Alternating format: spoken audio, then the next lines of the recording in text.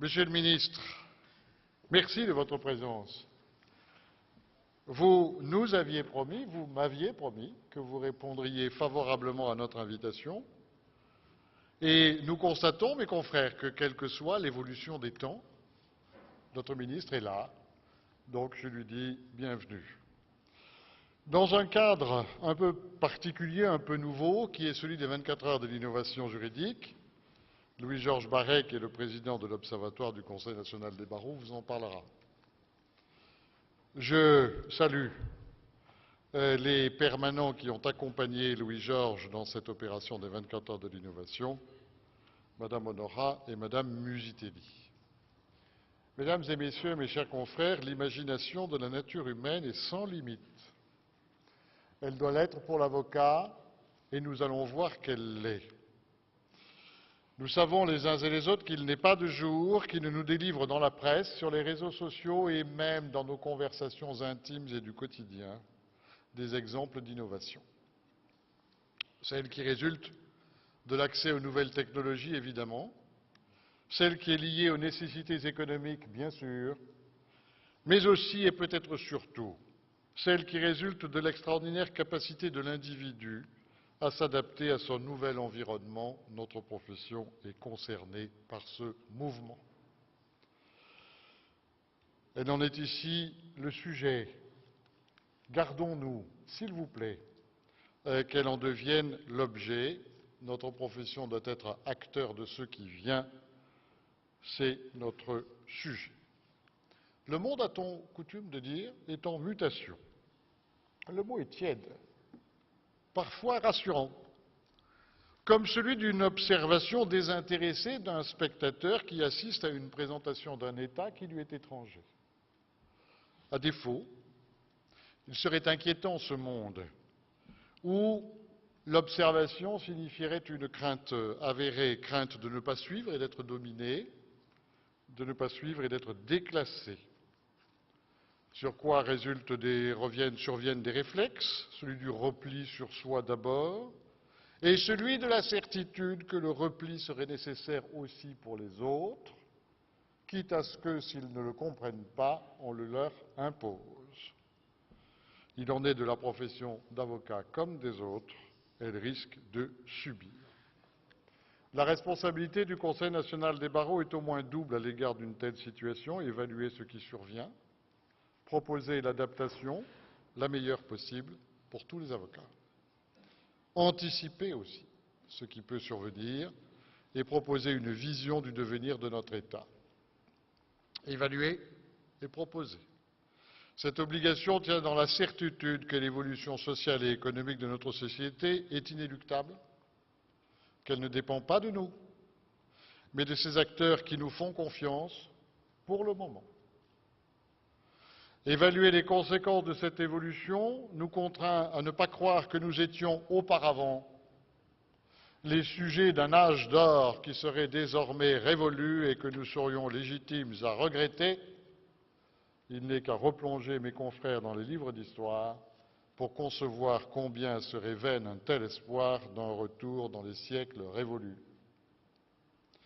Proposer consiste à définir pourquoi, l'adaptation étant nécessaire, les avocats doivent investir avec résolution autant qu'enthousiasme les nouveaux modes d'exercice, les nouveaux outils de communication et d'échange, les nouveaux champs de compétences.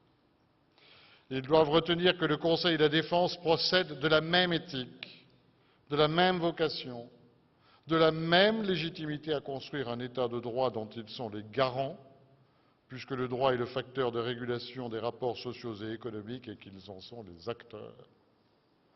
Ils doivent retenir que chacun des avocats doit investir son activité dans les nouveaux espaces numériques et les nouvelles modalités de leur offre de prestation de services adaptées à la demande nouvelle que chacun est libre d'évaluer lui-même et doit être libre de faire et d'exercer pourvu qu'il respecte les principes essentiels qui nous unissent tous, qui sont ceux de notre déontologie exigeante et nécessaire.